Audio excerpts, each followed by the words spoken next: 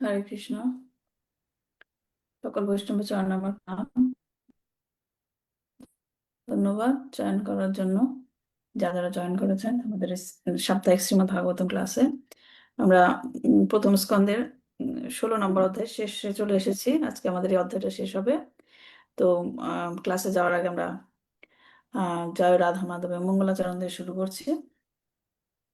জয় রাধা মাধব কুঞ্জ বিহারী, জয় রাধা মাধব কুঞ্জ বিহারী, জয় গোপীজন বল্লভ গিরিবরধারী, জয় গোপীজন বল্লভ গিরিবরধারী, যশোদানন্দন ব্রজজন রঞ্জন, যশোদানন্দন ব্রজজন রঞ্জন, যমুনা তীরা বনচারী, যমুনা তীরা বনচারী, জয় রাধা মাধব কুঞ্জ বিহারী, জয় রাধা মাধব কুঞ্জ বিহারী, জয় গোপীজন বল্লভ গিরিবরধারী, যশোদানন্দন ব্রজজন রঞ্জন, যমুনা তীরা বনচারী,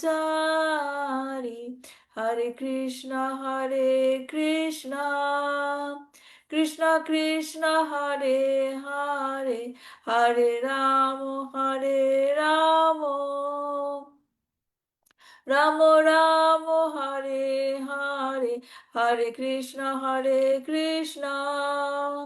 কৃষ্ণ কৃষ্ণ হরে হরে, হরে রাম রাম রাম রাম হরে হরে, জয় প্রভুপাদা প্রভুপাদা প্রভুপাদা, জয় প্রভুপাদা, নিতাই গৌরা হরি বল হরি বল হরি বল, নিতাই গৌরা হরি বল, নিতাই গৌরা হরি বল হরি বল, হরি বল নিতাই গৌরা হরি বল। ওম অজ্ঞানতিমিরন্ধস্য জ্ঞানাঞ্জনশলাকায় চক্ষুর্মিলিতং येन তস্मै শ্রী গুরুবে নমঃ। শ্রী চৈতন্য মনোভীষ্টং স্থাপিতং যেন ভূতলে স্বয়ং রূপ কদা মह्यं দদাতি স্বপদান্তিকং। বন্দেহং শ্রী গুরু শ্রীযুতপদকমলং শ্রী গুরুণ বৈষ্ণবাংশ্চ শ্রীরূপং সাগ্রজাতং সহগণ রঘুনাথান্বিতং तं সজীবং সাদ্বৈতং সাবধূতং পরিজন সহিতং কৃষ্ণ চৈতন্য দেবং শ্রী রাধা কৃষ্ণ পাদান সহগণ ললিতা শ্রী বিশাখান্বিতাংশ্চ। হে কৃষ্ণ করুণা সিন্ধু দীনবন্ধু জগৎপতে গোপেশ গোপিকাকান্ত রাধাকান্ত নমস্তুতে। তপ্ত কাঞ্চন গৌরাঙ্গী শ্রী রাধে বৃন্দাবনেশ্বরী বৃষভানুসুতে দেবী প্রণমামি হরিপ্রিয়ে। বাঞ্ছাকল্পতরুভশ্চ কৃপা সিন্ধুভ্যেব চ পতিতানাং পাবনেভ্যো বৈষ্ণবেভ্যো নমো নমঃ। নমোऽয়ং বিষ্ণুপাদায় কৃষ্ণপ্রস্থায় ভূতলে শ্রীমতে ভক্তি বেদান্ত স্বামিনীতি নামিনে। নমস্তে সারস্বতী দেবে গৌরবাণী প্রচারিণে নির্বিশেষ শূন্যবাদী পাশ্চাত্য দেশতারিণে। জয় শ্রীকৃষ্ণ চৈতন্য প্রভু নিত্যানন্দ শ্রী অদ্বৈত গদাধর শ্রীবাসাদি গৌরভক্তবৃন্দ। হরে কৃষ্ণ কৃষ্ণ কৃষ্ণ হরে হরে, হরে রাম রাম রাম হরে হরে। নারায়ণং নমস্কৃত্যং নরং চৈব নরোত্তমং দেবীং সরস্বতীং ব্যাসং ততো জয়মুদীরয়েৎ। শ্রীন্বন্দং স কথা কৃষ্ণ পুণ্যশ্রবণ কীর্তন হৃদান্তস্থ হি অভদ্রাণি বিধুনতি সুরিসতাম। নষ্টপ্রায়শু অভদ্রেষু নিত্যং ভগবত সেবয়া ভগবতীর উত্তম শ্লোকে ভক্তির ভবতি নৈষ্ঠিকী। ওম নমো ভগবতে বাসুদেবায়, ওম নমো ভগবতে বাসুদেবায়, ওম নমো ভগবতে বাসুদেবায়। শ্রীমদ্ ভাগবতম কি জয়, শিল প্রভুপাদ কি জয়, নিতাই গৌর প্রেমানন্দে হরি হরি বল। ওকে, তাহলে আমরা আজকে হচ্ছে এই শ্রীমদ্ ভাগবতমের যে এই অধ্যায়ের শেষ পর্যায়ে চলে এসেছি। আমরা আজকে অধ্যায়টা শেষ করব। আম, আমি শ্লোকটা শেয়ার করছি।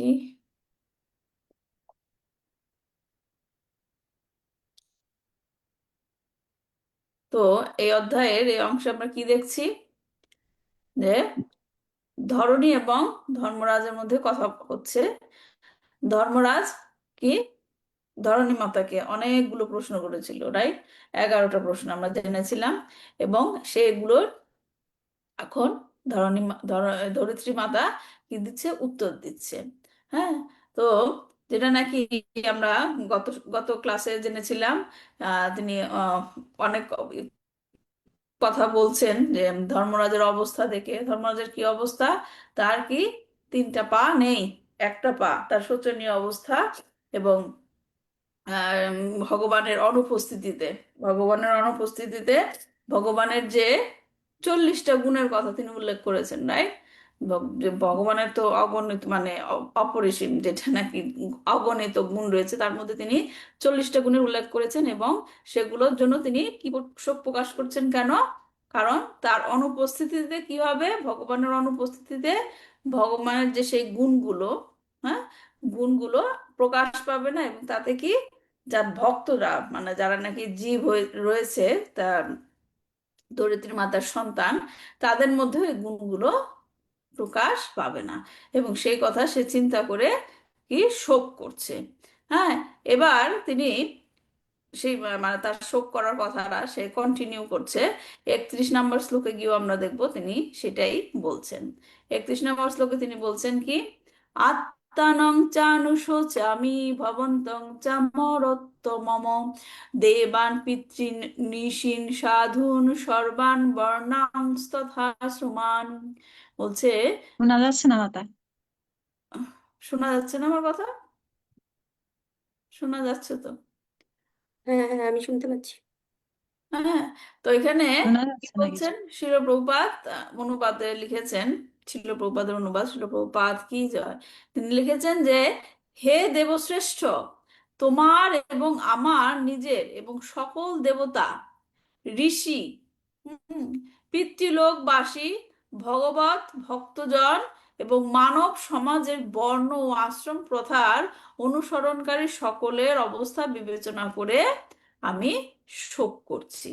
সবার কথা তিনি বলছেন যে, আত্মা নাম চানু শৌচামি, আমি আমার নিজের জন্য শোক করছি। হ্যাঁ, ভাবান্তাম চা মাত্র মারোত্তমাম, হ্যাঁ, ও দেব শ্রেষ্ঠ উত্তমাম, ও দেব শ্রেষ্ঠ, আমি তোমার জন্য শোক করছি। হ্যাঁ, দেখেন, নিজের জন্য সে শোক করছে নিজের অবস্থা দেখে। এবং তারপর তিনি বলছেন, আমি তোমার জন্য শোক করছি, দেবান পিতৃন ঋষিন সাধুন, হ্যাঁ, আমি অন্য সকল দেবতা তাদের জন্য শোক করছি। কেন শোক করছে দেবতাদের জন্য? কারণ এই যেরকম ভাবে অধপতিত হচ্ছে, তারা কি দেবতাদেরও যজ্ঞ ভাগ দিবে না, যজ্ঞ করবে না, দেবতাদের যজ্ঞ ভাগ দিবে না। সেজন্য সে দেবতাদের জন্য সে শোক প্রকাশ করছে। তারপর বলছে পিতৃন, পিতৃন মানে কি, পিতৃলোক, পিতৃলোকবাসী, যেটা পিতা, আমাদের যে পূর্বজ বংশধরেরা, যে পূর্বজ বংশধরেরা যে চলে গেছে, তারা পিতৃলোকে গেছে, তাদের জন্য শোক করছেন। কেন? কারণ এত ধর্ম অধঃপতন হচ্ছে। হ্যাঁ, যে আমরা যারা রয়েছি বংশধরেরা, তারা কি পূর্বজদের জন্য কিছুই করছি না। হ্যাঁ, আমাদের তো পূর্বজদের জন্য কিছু করতে হয়, যেটা শাস্ত্রে উল্লেখ আছে। আমরা কিছুই করছি না তাদের মুক্তির জন্য। এজন্য পিতৃলোকবাসীদের জন্য সে শোক প্রকাশ করছে। তারপর সে শোক প্রকাশ করছে কি, ঋষিদের জন্য, ঋষিদের জন্য। এবং কি, ভগবত ভক্ত তারাও কি ভগবানের ভক্তি দ্বারা ঠিক মতো করতে পারছে না, সবার জন্য সে শোক করছে। সারবার বর্ণাম তথা স্মরান, এবং বর্ণাশ্রম অনুসরণকারী, হ্যাঁ, এই সমাজে যেটা বর্ণাশ্রম, যারা বর্ণাশ্রম কি, 4টা বর্ণ এবং 4টা আশ্রম, এটা অনুসরণকারী, তাদের জন্য শোক করছি। হ্যাঁ, কেন ধরিত্রী মাতা এই সবার জন্য শোক করছে, সেটা ছিল প্রভুপাদ তাৎপর্যে খুব সুন্দরভাবে বলেছে। আমরা তাৎপর্যটা পড়লেই বুঝতে পারবো। ছিল প্রভুপাদ তাৎপর্যে বলেছেন, মানব সমাজের পূর্ণতা সম্পাদন করার জন্য মানুষ দেবতা, ঋষি, পিতৃলোকের অধিবাসী এবং ভগবত ভক্ত সাধুজনের পরস্পরের মধ্যে সহযোগিতা ও বর্ণ ও আশ্রম ব্যবস্থার বিজ্ঞানসম্মত আচরণের ব্যবস্থা রয়েছে। হ্যাঁ, ভগবান এখানে যে আমাদের জন্য এই জড়জগৎ সৃষ্টি করেছে, এই জড়জগতের জীবদের মধ্যে তিনি সুব্যবস্থা করে গেছে কিভাবে তারা পারস্পরিক ভাবে একে অন্যের পারস্পরিক সহযোগিতার দ্বারা তারা এই ধীরে ধীরে এই মানব জীবনের ব্যবহার করে ধীরে ধীরে আধ্যাত্মিক জগতে উন্নীত হতে পারে। হ্যাঁ, সেটা কি বিভিন্ন ধরনের বর্ণের লোকদের, ব্রাহ্মণদের এক কাজ, ক্ষত্রিয়দের এক কাজ, বৈশ্য, শূদ্র, তাদের কাজগুলো ভাগ করে দেওয়া হয়েছে তারা কিভাবে কিভাবে করবে। হ্যাঁ, এবং পিতৃলোকবাসী যারা নাকি পিতৃ পর্যায়ে রয়েছে, ভগবত ভক্ত সাধুজনেরা, হ্যাঁ, কে কি করবে সেগুলা কি অর্গানাইজ করে দেওয়া হয়েছে পরিকল্পনা অনুযায়ী ভগবানের। দেবতাদের সঙ্গে সম্পর্কিত ঋষিদের অভিজ্ঞতা দ্বারা পরিচালিত বিজ্ঞানসম্মত বর্ণাশ্রম ব্যবস্থার মাধ্যমে পশু জীবন এবং মনুষ্য জীবনের পার্থক্য সূচিত হয়। আমরা যে মনুষ্য জীবন লাভ করেছি, হ্যাঁ, মনুষ্য জীবনের উদ্দেশ্য কি সেটা আমাদেরকে বোঝানো হয়। যদি সেভাবে আমরা না চলি তাহলে কি হবে, মানব জীবন এবং পশু জীবনের মধ্যে কোনো পার্থক্যই বোঝা যাবে না। এজন্য আমাদের জ্ঞানের দরকার। সেই জ্ঞান আমরা কাদের কাছ থেকে নিব? ব্রাহ্মণদের কাছ থেকে, যারা হচ্ছে কি উচ্চ স্তরের। হ্যাঁ, এগুলোর ব্যবস্থা কে করেছে? ভগবান করেছে। এবং ক্রমে ক্রমে মানুষকে পরম নিত্য সত্য পরমেশ্বর ভগবান শ্রীকৃষ্ণের সঙ্গে তাদের নিত্য সম্পর্ক পুনঃ প্রতিষ্ঠার সর্বোচ্চ স্তরে উন্নীত করে। এই হচ্ছে মানব জীবনের উদ্দেশ্য। মানব জীবনের উদ্দেশ্য শুধুমাত্র কি আনন্দ ফুর্তি করে জীবন কাটানো তা না। মানব জীবনের উদ্দেশ্য ধীরে ধীরে নিজেকে কি আধ্যাত্মিক স্তরে উন্নীত করা। হ্যাঁ, ভগবত প্রবর্তিত বর্ণাশ্রম ধর্ম, যার একমাত্র উদ্দেশ্য হচ্ছে পাশবিক চেতনাকে দিব্য চেতনায় উন্নীত করা। পাশবিক চেতনা মানে কি? পশুর মতো ব্যবহার। পশুর মতো আচরণ। হ্যাঁ, হুম, পশুর মতো আচরণ। হ্যাঁ, আমরা মানুষের দেহ ধারণ করি কিন্তু আমাদের আচরণ অনেক সময় কি হয়ে যায়? পশুর মতো হয়ে যায়। হ্যাঁ, দেখতে মানুষ কিন্তু মানসিকতা হচ্ছে পশুর মতো। পশুর মতো। হ্যাঁ, তো এই যে বর্ণাশ্রম ধর্ম ভগবান প্রবর্তিত করেছে, তার একমাত্র উদ্দেশ্য কি? পাশবিক চেতনাকে দিব্য চেতনায় উন্নীত করা। তা যখন অজ্ঞানতার ব্যাপকতার ফলে ভেঙে পড়ে, তখন জীবনের শান্তি এবং সমৃদ্ধির সামগ্রিক সুব্যবস্থাটি অচিরেই বিধ্বস্ত হয়ে যায়। হ্যাঁ, যখন আমাদের মধ্যে আর জ্ঞান থাকে না, পুরো অজ্ঞানতায় ছেয়ে যায়, তখন কি করে? এই যে এই চেতনাটাও ধ্বংস হয়ে যায় এবং তাতে কি হয়? আমাদের জীবনের শান্তি এবং সমৃদ্ধির সমগ্র ব্যবস্থাটাই ভেঙে যায়। নষ্ট। হ্যাঁ, দেখেন এখন আমাদের সিচুয়েশন এমন হয়েছে এই কলিযুগে, এখন মানুষ পশুদের চেয়ে মানুষদের ভয় পায় বেশি, রাইট? হুম, কিন্তু হওয়ার কথা কি, পশুরা হচ্ছে হিংস্র, তাদেরকে ভয় পাওয়া উচিত, রাইট? কিন্তু এখন আমাদের এই সমাজ ব্যবস্থা এমন হয়ে গেছে, মানুষ দেখলেই মানুষ ভয় পায়। মানুষকে বিশ্বাস করাটাই হচ্ছে এখন কঠিন। মানুষই হিংস্র হয়ে গেছে পশুদের থেকে। দেখেন না, এখন মানুষ মানুষের সাথে সম্পর্ক করার থেকে বাসায় পেট রেখে কি করে? পশুদের সাথে সম্পর্ক তৈরি করে। এখন কারণ মানুষরাই এখন কি হয়ে গেছে? হিংস্র। হুম, তো এই যে সামগ্রিক ব্যবস্থাটাই কি হয়েছে? নষ্ট হয়ে গেছে, ধ্বংস হয়ে গেছে। কলিযুগে বিষধর কাল সর্পের প্রথম আক্রমণটি হয় ভগবত প্রবর্তিত বর্ণাশ্রম ধর্মকে দংশনের মাধ্যমে। হ্যাঁ, যে আমরা এর আগে পড়েছি আগের চ্যাপ্টারে, কলি কিভাবে সাপের মতো বিস্তার করে তার প্রভাব, প্রায় এদিক ওদিক এদিক ওদিক কোনা কোনা দিয়ে ঢুকে। এবং তার প্রথম টার্গেটটা কি হয়? ভগবত প্রণীত প্রবর্তিত বর্ণাশ্রমের উপরে কি দংশন করে। তার ফলে যথাযথভাবে ব্রাহ্মণোচিত গুণ সম্পন্ন মানুষেরা ধীরে ধীরে শূদ্র নামে অভিহিত হচ্ছে। হ্যাঁ, যে না ভগবান যে না নাকি বানিয়ে দিয়ে গেছে, মানে প্রবর্তন করেছে কি, ভগবত গীতাতে তিনি উল্লেখ করেছেন ব্রাহ্মণ, ক্ষত্রিয়, বৈশ্য, শূদ্র। ব্রাহ্মণরা কি করবে? জ্ঞান প্রদান করবে।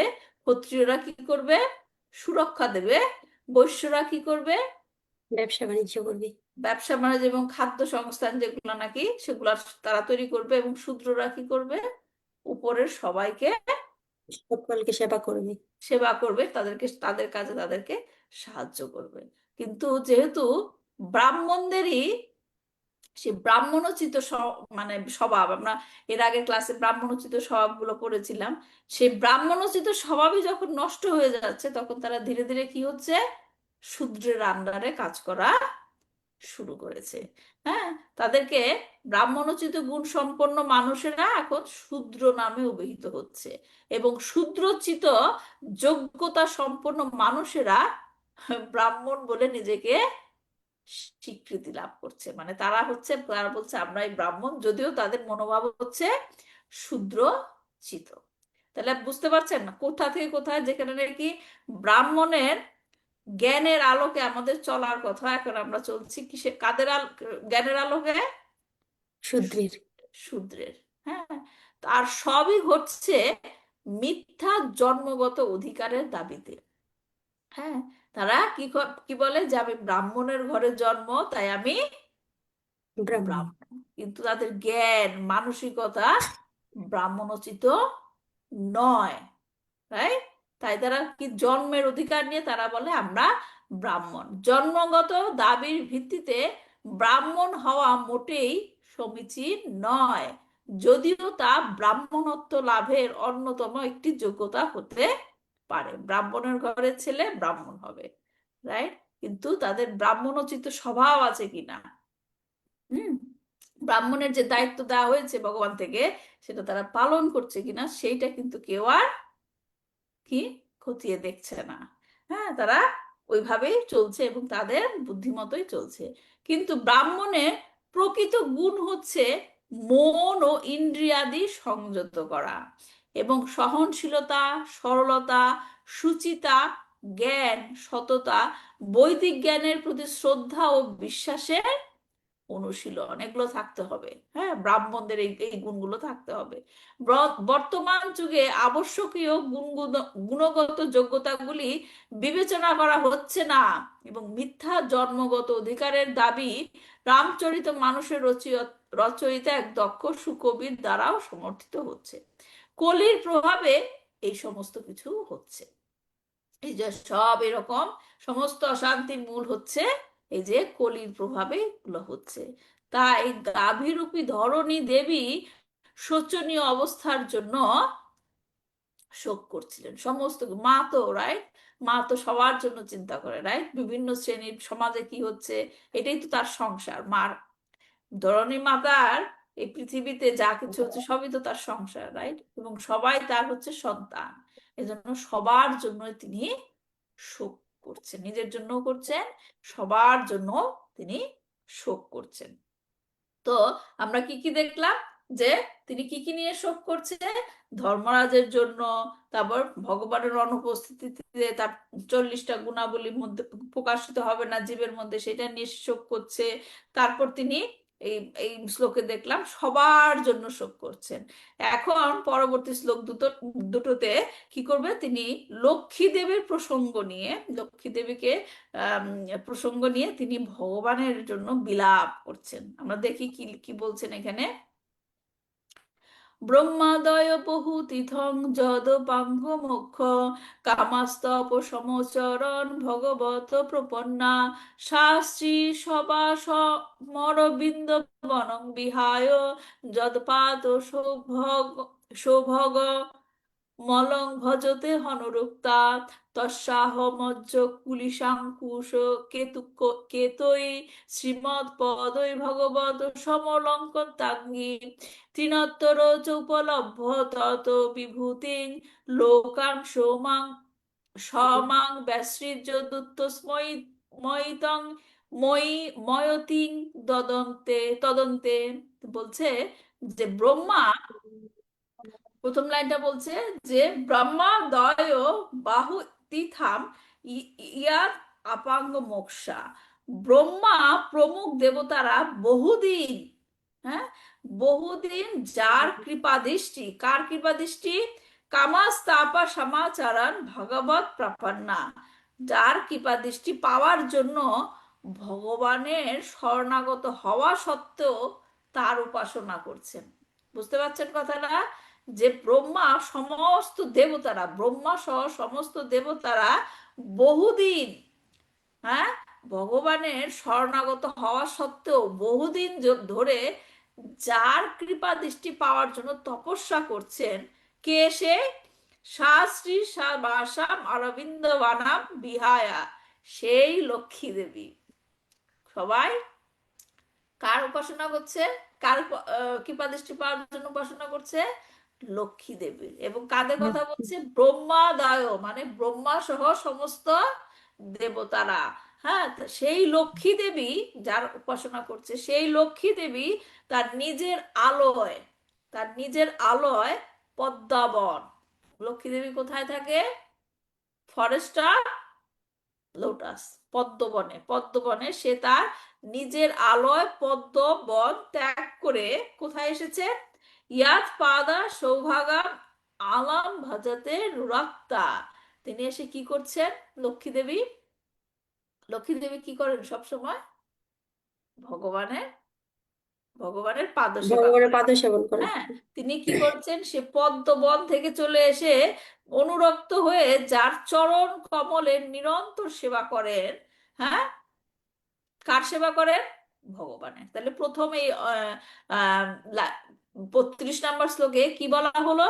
যে সৌভাগ্য লোভী সবাই সৌভাগ্য লক্ষ্মীর কৃপা পাওয়ার জন্য তার তপস্যা করে, রাইট? সবাই সৌভাগ্য লক্ষ্মীর টাকা পয়সা ভাগ্য এরকম সবাই এর জন্য পাওয়ার জন্য কার উপাসনা করে?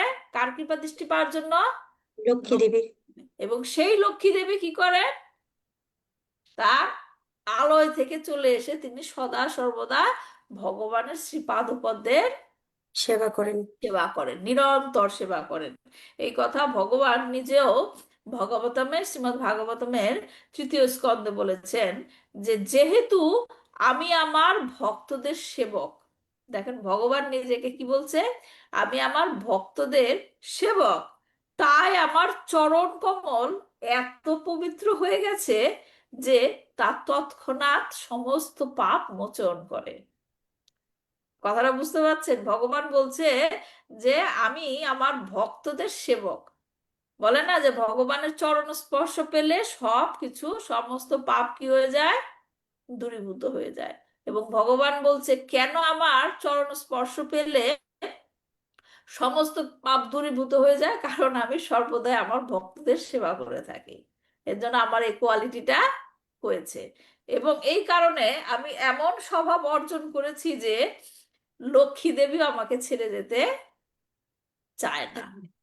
বুঝতে পারছেন? লক্ষ্মী দেবী ছেড়ে যেতে চায় না মানে সৌভাগ্য দেবী কার কাছে থাকে? কার কাছে থাকে? ভগবানের কাছে সব সময়। ভগবান বলছে যে আমার এই কোয়ালিটির জন্য, যে আমি ভক্তদের সেবা করি, হ্যাঁ, এই জন্য লক্ষ্মী দেবী আমাকে ছেড়ে যেতে চায় না। তার মানে সৌভাগ্য লক্ষ্মী কার কাছে থাকে? ভগবানের কাছে। সদা সর্বদা ভগবানের কাছে থাকে। আবার পরের লাইনে ভগবান বলছে যে যদিও লক্ষ্মী দেবীর প্রতি আমার কোনো আসক্তি নাই। ভগবানের আসক্তি কার প্রতি, কাদের প্রতি? ভক্তের। হ্যাঁ, কিন্তু সর্বশ্রেষ্ঠ ভক্ত কারা? গোপীরা। গোপীরা। ভগবানের আকর্ষণ হচ্ছে গোপীরা। তাই তিনি বলছেন লক্ষ্মী দেবী আমাকে ছেড়ে যায় না, যদিও লক্ষ্মী দেবীর প্রতি আমার কোনো আসক্তি নাই। লিঙ্ক খুঁজে পাচ্ছেন? আমরা পড়েছিলাম যে ভগবান কি করে তার ভক্ত যারা হয় তাদের থেকে প্রথমে কি নিয়ে নেয় ভগবান? তাদের ঐশ্বর্য, রাইট? তাদের ঐশ্বর্য আগে তাদেরকে কি করে? অকিঞ্চন করে দেয়। অকিঞ্চন, কারণ ভগবান নিজেই লক্ষ্মী দেবীর প্রতি আসক্ত নন। নয়। তবুও যারা নাকি এই বলছে এই শ্লোকে যে ব্রহ্মা সহ অন্য সমস্ত দেবতারা ভগবানের চরণাশ্রয় আছে, কিন্তু তারপরও তারা কার কৃপা দৃষ্টি পেতে চায়? লক্ষ্মী লক্ষ্মী দেবী। দেবী। লক্ষ্মী দেবীর তপস্যা করেন, এবং সেই লক্ষ্মী দেবী কার কাছে থাকে সদা সর্বদা? ভগবানের ভগবানের শ্রীচরণের। কাছে। হ্যাঁ, তো সেই লক্ষ্মী দেবীর কি, অন্যেরা তার সৌন্দর্যের প্রশংসা করে তার কৃপালেশ লাভ করার জন্য পবিত্র ব্রত অনুষ্ঠান করে। মানে আমি বলছি এই এই শ্লোকে যেটা নাকি আম, ধরিত্রী মাতা বলছে, সেই কথাটা ভগবানও শ্রীমদ্ ভাগবতমের অন্য এক জায়গায় বলেছেন, যে সেই লক্ষ্মী দেবীর তপস্যা সবাই করে থাকে তার কৃপা পাবার জন্য। তারপরের অংশে কি বলছে শ্লোকে? তাস্যাহাম আবজা কুলিশা কুলিশান কুশা কেতু কেতায়। সেই শ্রীচরণ, এখন দেখেন শ্রীচরণের ব্যাখ্যা করা হচ্ছে, যে শ্রীচরণের কেন বলছে ধরিত্রী মাতা, প্রথমেই বলছে কি, যে লক্ষ্মী দেবীর প্রতি সবাই আকর্ষিত হয়, এবং লক্ষ্মী দেবী আকর্ষিত হয় কিসের প্রতি? ভগবানের শ্রীচরণের প্রতি, রাইট? এখন সেই শ্রীচরণটা কেমন? সেই শ্রীচরণে হচ্ছে আঁকা, সমস্ত কিছু আঁকা আছে কি চরণে? পদ্ম ফুল, বজ্র, অঙ্কুশ, পতাকা, বিভিন্ন চিহ্ন দ্বারা শোভিত। বলে না ভগবানের শ্রীচরণ দেখে বোঝা যায় কিভাবে এটা ভগবানের শ্রীচরণ? কারণ সেখানে বিভিন্ন ধরনের চিহ্ন অঙ্কিত আছে, এবং সেই চিহ্নগুলির নাম কি? পদ্ম ফুলের চিহ্ন আছে, বজ্রের চিহ্ন আছে, অঙ্কুশ, পতাকা।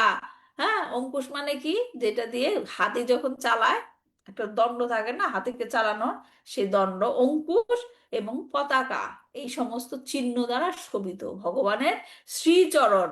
হ্যাঁ, তারপরের লাইনে বলছে শ্রীমাৎ পাদায় ভাগবতা শ্যামালাঙ্গা শ্যামালাঙ্কৃতাঙ্গী, মানে সেই শ্রীচরণ দ্বারা আমি ধরিত্রী সম্যক রূপে কি অলংকৃত হয়েছি। বুঝতে পারছেন কোথা থেকে কোথা যাচ্ছে কথাটা? যে ভগবানের শ্রীচরণ, যেটা নাকি লক্ষ্মী দেবীর সদা সেবা, সদা সর্বদা সেবা করে সেই শ্রীচরণ, সেই শ্রীচরণে বিভিন্ন ধরনের কি চিহ্ন অঙ্কিত থাকে, এবং আমি সেই শ্রীচরণ দ্বারা অলংকৃত হয়েছি। কিভাবে? কিভাবে ধরিত্রী মাতা ভগবানের শ্রীচরণ দ্বারা অলংকৃত হয়েছে? কিভাবে বলেন? ভগবানের শ্রীচরণ দ্বারা ধরিত্রী মাতা কিভাবে সজ্জিত হয়েছে, কিভাবে অলংকৃত হয়েছে? কারণ ভগবানের শ্রী পাদপদের স্পর্শ সে পেয়েছে, রাইট? ভগবান যখন এখানে লীলা করেছে, সেখানে হেঁটেছে না, ধরিত্রী মাতার উপরে তো হেঁটেছে, এই কারণে তার শ্রীচরণের স্পর্শে আমি অলংকৃত হয়েছি, আমি অলংকৃত হয়েছি। তারপর বলছে তৃণ আত্মা রোচা উপলব্ধ তাত বিভূতি, এবং সেই বিভূতি, ভগবানের সেই বিভূতি লাভ করাতে আমি কি হয়েছি? ত্রিলোকের সমস্ত সৌন্দর্য আমার কাছে পরাজিত হয়েছে। বোঝা যাচ্ছে কথাগুলো?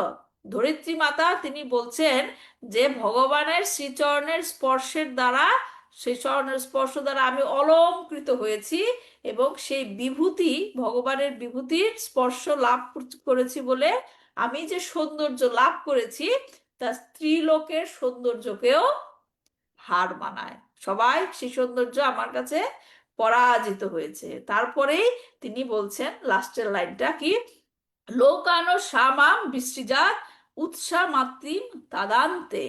মনে হয় আমি তখন সেই সৌন্দর্য লাভ করে গর্ববোধ করেছিলাম। হ্যাঁ, গর্ববোধ করেছিলাম, তাই তিনি আমার সেই গর্ব ভাঙার জন্য আমাকে ছেড়ে এখন চলে গেছেন। কে বলছে কথাগুলো? কথাগুলো কে বলছে?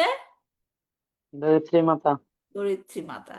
সুন্দর না কথাগুলো? কিভাবে কিভাবে সে নিয়ে আসলো, যে লক্ষ্মী দেবী যার প্রতি সবাই আকর্ষিত, এবং লক্ষ্মী দেবী আকর্ষিত হয় ভগবানের শ্রীচরণের দ্বারা, এবং সেই শ্রীচরণ বিভিন্ন চিহ্ন দ্বারা সজ্জিত, এবং সেই শ্রীচরণের ছোঁয়া পেয়ে আমি অলংকৃত হয়েছি, এবং তার বিভূতির দ্বারা আমি, হ্যাঁ, সমস্ত সৌন্দর্য ধারণ করেছি, যা নাকি ত্রিলোকের সৌন্দর্যকেও পরাজিত করে।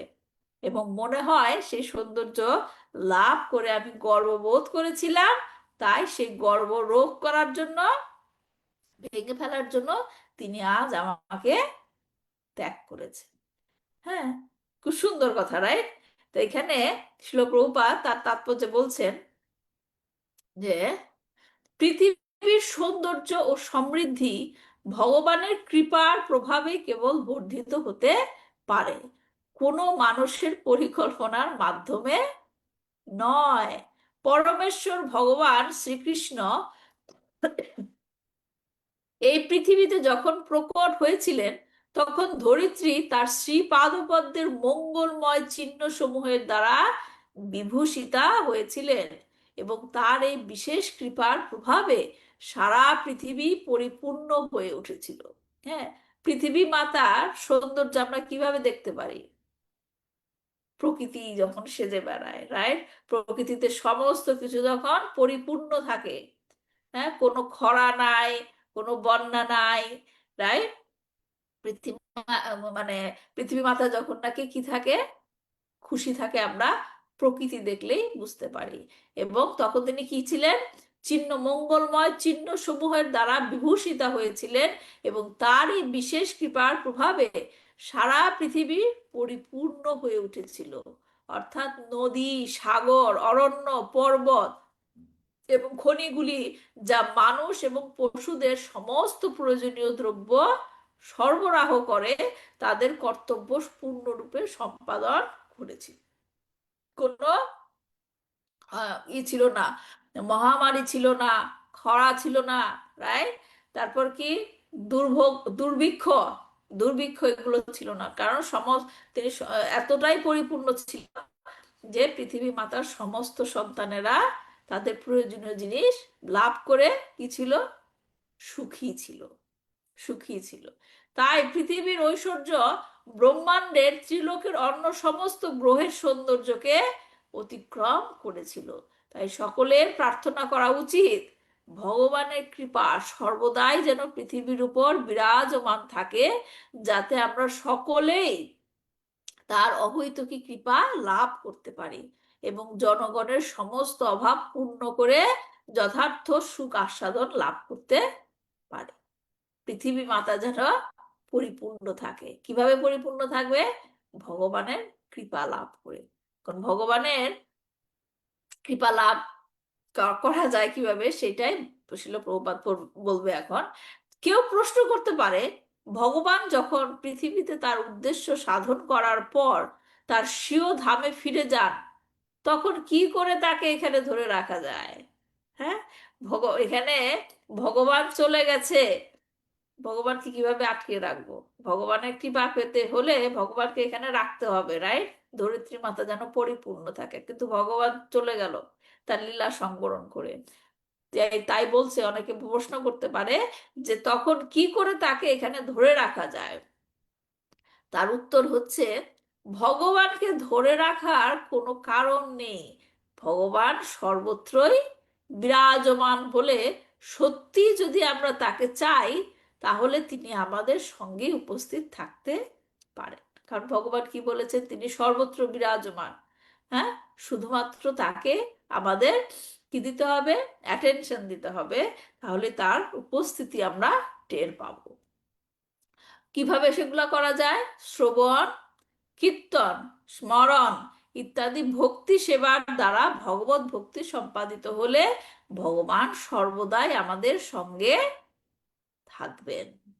এই জগতে এমন কিছু নেই যার সঙ্গে ভগবান যুক্ত নন। কিভাবে তার সঙ্গে যোগসূত্র স্থাপন করা যায় এবং অপরাধ শূন্য সেবার মাধ্যমে তার সঙ্গে যুক্ত হওয়া যায়, সেই সম্বন্ধে আমাদের অবশ্যই শিক্ষা গ্রহণ করতে হবে। ভগবানের দিব্য নাম সমন্বিত শব্দ ব্রহ্মের মাধ্যমে আমরা তার সঙ্গে যুক্ত হতে পারি। কি নাম সে? হরে কৃষ্ণ হরে কৃষ্ণ কৃষ্ণ কৃষ্ণ হরে হরে, হরে রাম রাম রাম হরে হরে। ভগবানের নাম এবং ভগবান স্বয়ং অভিন্ন, এবং যারা নিরপরাধে ভগবানের নাম কীর্তন করেন, তারা তৎক্ষণাৎ উপলব্ধি করতে পারেন যে ভগবান তাদের সম্মুখেই রয়েছে, তখন ভগবানকে তারা কখনো তাদের থেকে বিচ্ছিন্ন মনে করে না। বেতার তরঙ্গের মাধ্যমেও আংশিকভাবে শব্দের আপেক্ষিকতা উপলব্ধি করা যায়, তেমনি ভগবানের দিব্য নাম উচ্চারণ করার ফলে ভগবানের উপস্থিতি অনুভব করা যায়। এই যুগে কলির কলুষিত প্রভাবে যখন সবকিছুই দূষিত হয়ে গেছে, শাস্ত্র তখন ভগবানের দিব্য নাম উচ্চারণ করার নির্দেশ দিয়েছে এবং শ্রী চৈতন্য মহাপ্রভু এই পন্থা প্রদর্শন করে গেছেন।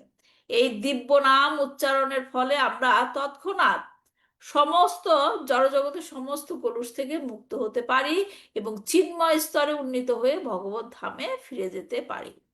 ভগবানের শুদ্ধ নাম কীর্তনকারী ভগবত ভক্ত ভগবানেরই মতো মঙ্গলময় এবং সারা পৃথিবী জুড়ে ভগবানের শুদ্ধ ভক্ত মণ্ডলীর আন্দোলনের ফলে অচিরেই পৃথিবীর দুর্দশাগ্রস্ত অবস্থার পরিবর্তন হয়।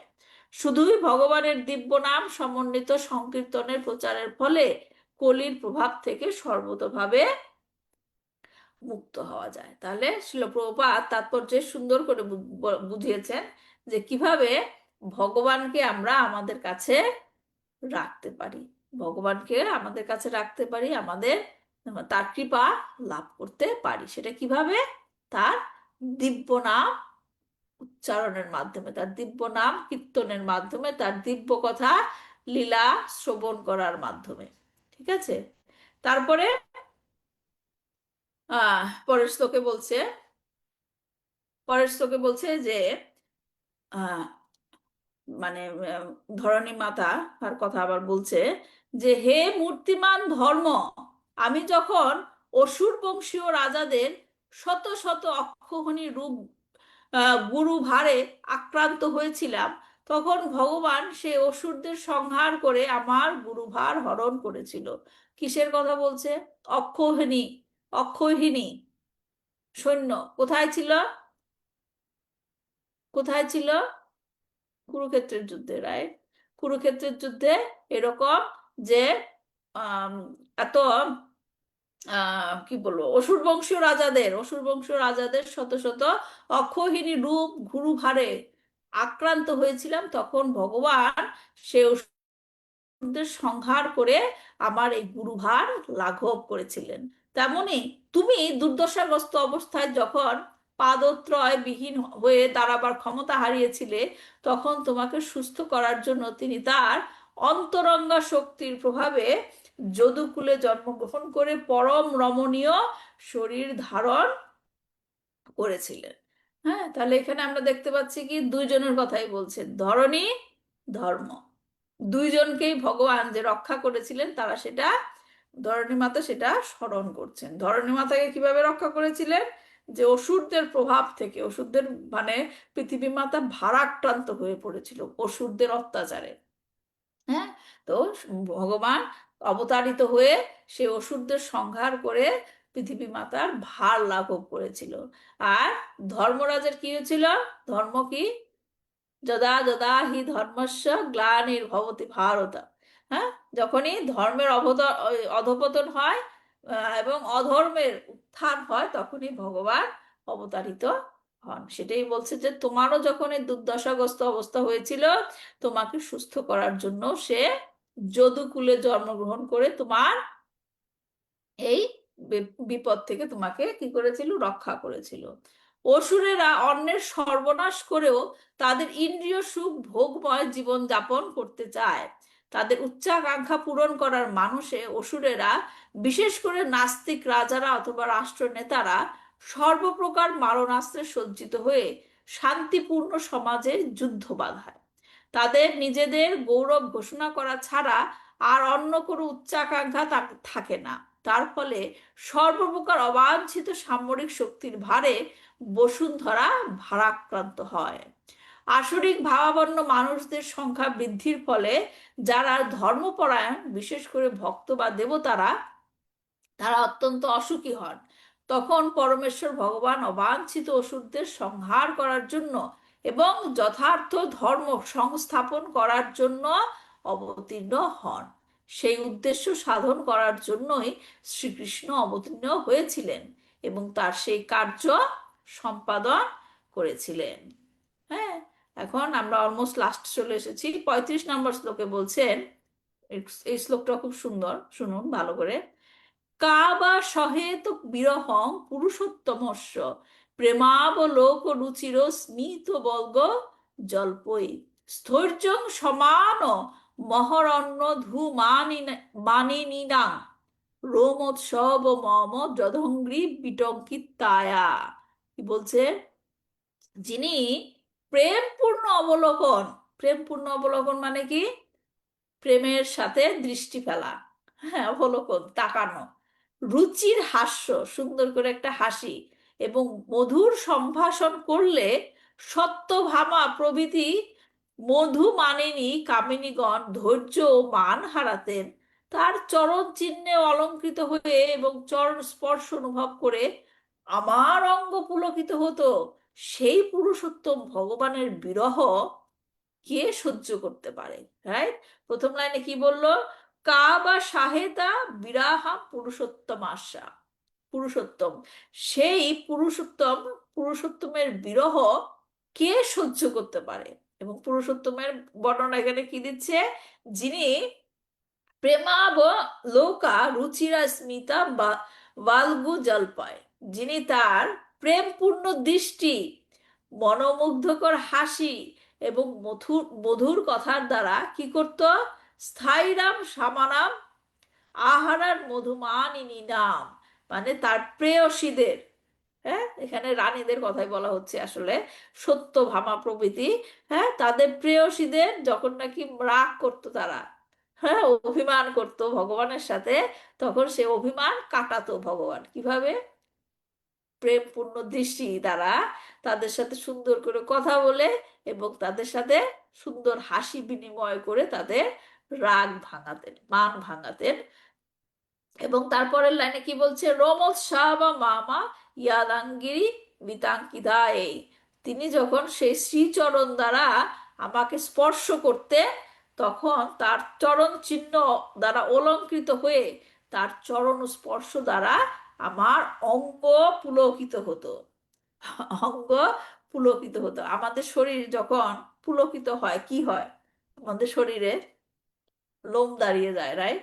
আমরা বলি না আমাদের শরীর যখন নাকি হচ্ছে, আহ পুলকিত হয়, তখন শরীরের লোম দাঁড়িয়ে যায়। তো এখানে ধরিত্রী মাতা সেটাই বলছেন যে ভগবানের চরণ স্পর্শ দ্বারা তার শরীরে অঙ্গ, মানে তার অঙ্গ পুলকিত হচ্ছে, এবং তার শরীরের লোম দাঁড়ানো মানে কি?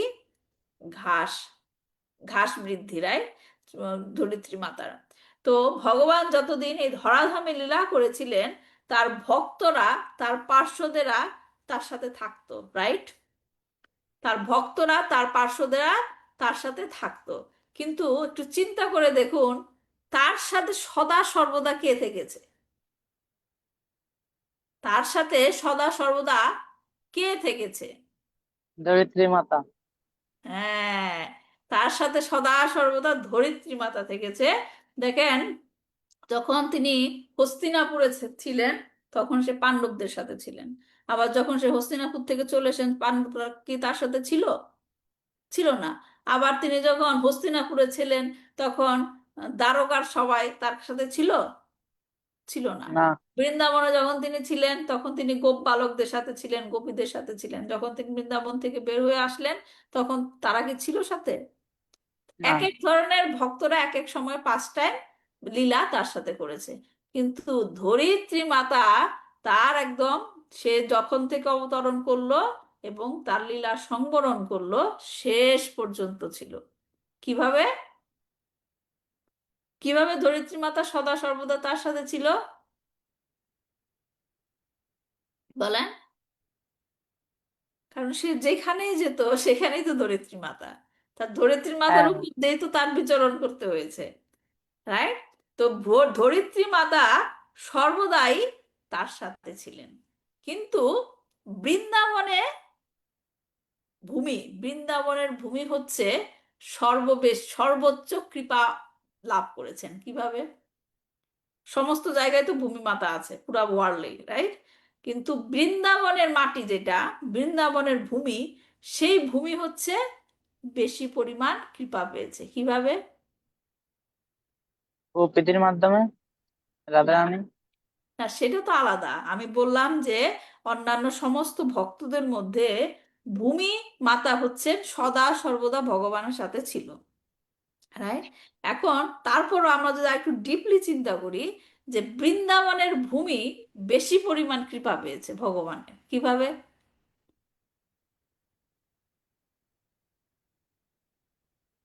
ওই কৃষ্ণ যখন আপনার হ্যাঁ, কি? অনুষ্ঠানগুলো যখন গিরিরাজ দান করছে তখন মাতাজি।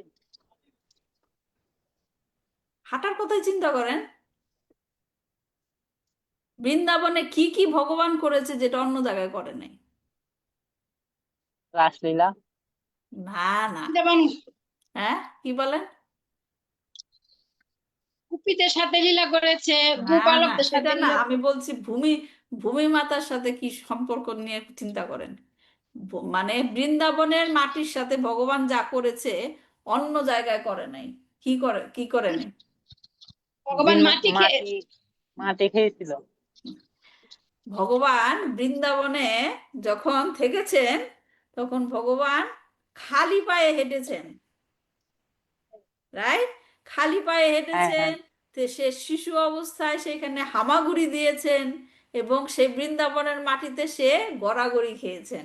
অন্য জায়গায় কি খেয়েছে এরকম? না। হ্যাঁ, অন্য জায়গায় সে যখন বৃন্দাবনের বাইরে গেল তখন সে জুতা পরেছে, রাইট? তার মানে হ্যাঁ, সরাসরি সেই মাটি ভগবানের পায়ের স্পর্শ পায় নাই, কিন্তু পাইনি। বৃন্দাবনের মাটি হচ্ছে ভগবানের সরাসরি চরণ স্পর্শ পেয়েছে। হ্যাঁ, ও, ভগবান সেখানে গড়াগড়ি গেছে, রাইট? আমরা একটা লীলা শুনেছিলাম না, যে যশোদা মা যখন নাকি ভগবান গো মাতাদের নিয়ে, মানে গো বাছুরদের নিয়ে চড়াতে গিয়েছিল, তখন যশোদা মা বলেছিল এই জুতা পরে যাও। তখন কি বলেছিল ভগবান? যে আমাকে যদি বলুন তুমি কাবিদের তো। হ্যাঁ, আমাকে যদি হ্যাঁ, তুমি জুতা দিতে চাও তাহলে এই যে এতগুলোই গো বাছুর রয়েছে সবাইকে জুতা দাও, যদি ওদেরকে দিতে পারো হ্যাঁ। তাহলে আমিও পরবো। কিন্তু যশোদা মা তো দিতে পারে নাই। তখন কি করলো ভগবান? খালি পায়ে গেল। তাহলে হুম, সে বৃন্দাবনের মাটি ভগবানের সরাসরি চরণ স্পর্শ পেয়েছে। এজন্য এই ও বৃন্দাবনের মাটি হচ্ছে কি সর্বোচ্চ কৃপা পেয়েছে, সর্বোচ্চ পবিত্র। হ্যাঁ, কৃপা পেয়েছে। আমরা যখন বৃন্দাবনে যাই, বৃন্দাবনের মাটি যখন স্পর্শ করি, আমরা কিন্তু ভগবান শ্রীকৃষ্ণের স্পর্শ পাই। কেন? সেখানে সে এই ও, নিজে খালি পায়ে হেঁটেছে, এমনকি হামাগুড়ি দিয়েছে, অন্য কোনো জায়গায় দেয়নি। অন্য কোনো জায়গায় দেয়নি, এবং সে যেটা বললেন মাটি, সেখানকার মাটি খেয়েছে, তাই। হ্যাঁ। এবং একটা ক্লাসে শুনছিলাম, সেখানে বলছেন যে ভগবান বৃন্দাবনের মাটিতে গড়াগড়ি দিয়েছে কেন? কারণ সেই মাটি গোমূত্র গোমূত্র দ্বারা মানে পরিপূর্ণ ছিল। পবিত্র। হ্যাঁ, কারণ ভগবানের তো গোমাতা তো খুব পছন্দ, রাইট? এবং সে এই কারণে ভগবান ধরিত্রী মাতাকে সদা সর্বদা ধরিত্রী মাতা সদা সর্বদা তার সংস্পর্শে ছিল। অন্য কোনো ভক্ত কিন্তু তার পূর্ণ সংস্পর্শ পায় নাই, রাইট? একমাত্র ধরিত্রী মাতা।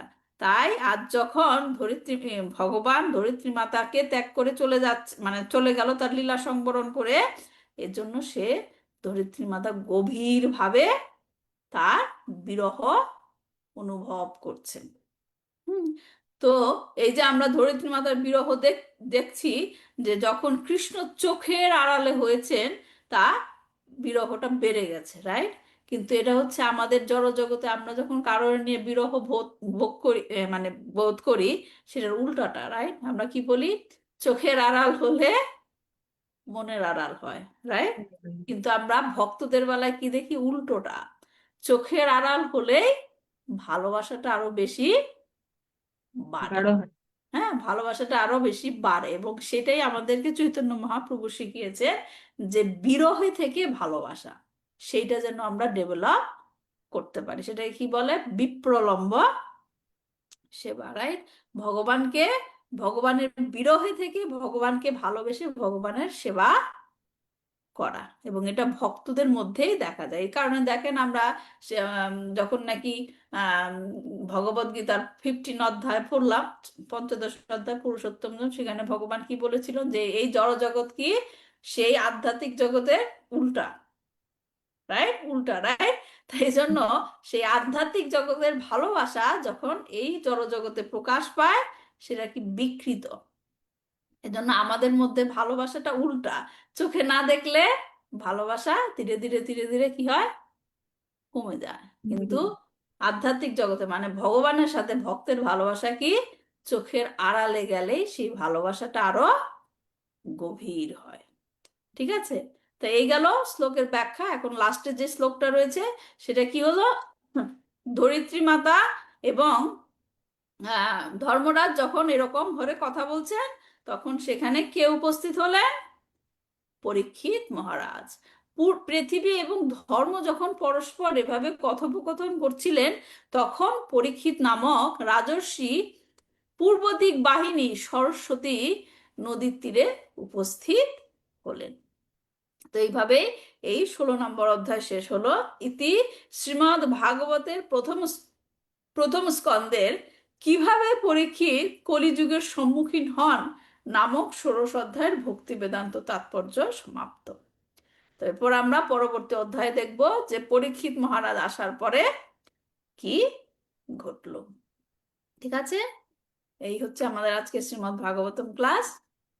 কারো কোনো প্রশ্ন আছে? নাহলে আমরা পরবর্তী অধ্যায়ে মানে পরবর্তী পার্টে যাই, আমাদের যেটা ভজন আমরা করব। ঠিক আছে, তাহলে প্রশ্ন না থাকলে রাখছি। কারেন্ট চলে গেছিল না, দা শুনতে আর পারি নাই। বুঝতে কারেন্ট পারছি। চলে গেছিল। আচ্ছা, ইউটিউবে শুনে নেবেন, আমি ইউটিউবে আপলোড করে দিব। হ্যাঁ, শুনে নেবেন। ঠিক আছে, তাহলে ভালো থাকবেন। যারা যারা ভজন ক্লাসে থাকতে চান তারা থাকুন। দেখা হচ্ছে। পাঞ্চাকল্পতরুভ্যশ্চ কৃপা সিন্ধুভ্যেব চ পতিতানাং পাবনেভ্যো বৈষ্ণবেভ্যো নমো নমঃ।